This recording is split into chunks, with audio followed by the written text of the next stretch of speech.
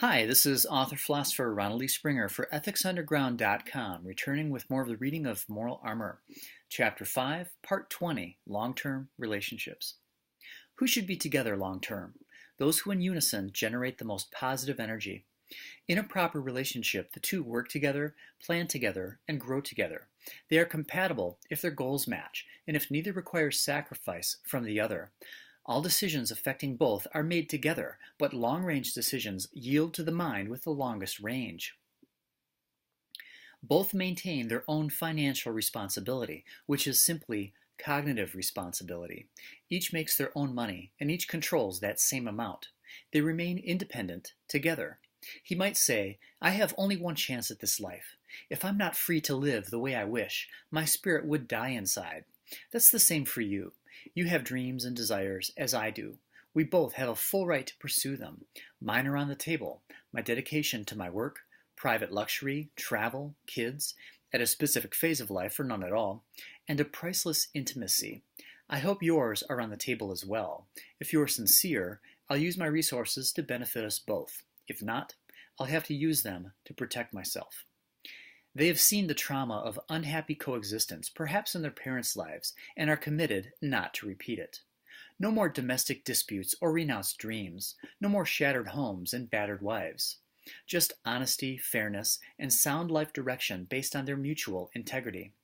Together, they run through their mutual lifestyle interests, subject by subject, to assure both are satisfied in life.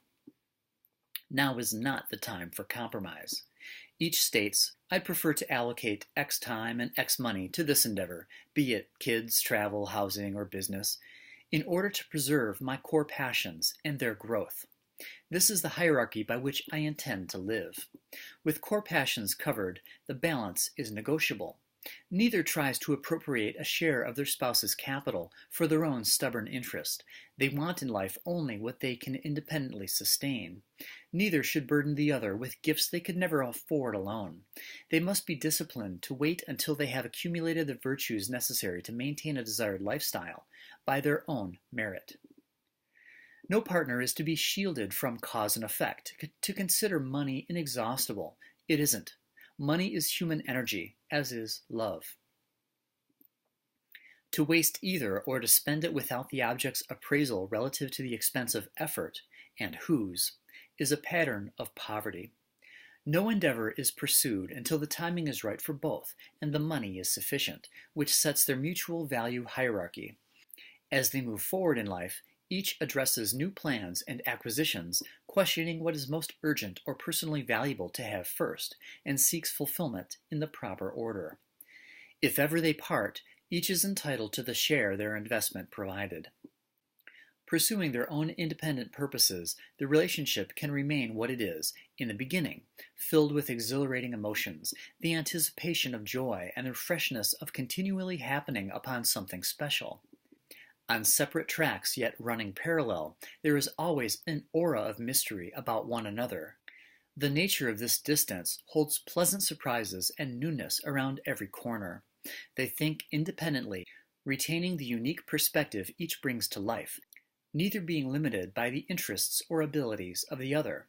Self-governed, they remain free to stay or to go, in a checks and balances system that keeps both rational and fair, reversing the snowball cycle of repression to the exact opposite result. They are both a source of additional positive energy for each other, never an energy drain, the basic intention and benefit of living in a civil society. With constant awareness of each other's value, their continual progression vents endless romantic appeal, and as a result, they court each other throughout the relationship. Well, that's all for now. Next up is moving on. I split these videos up by subject of interest so that you could find Moral Armor within YouTube, and then perhaps go through the whole thing for free. Why? To help create a leader in every life.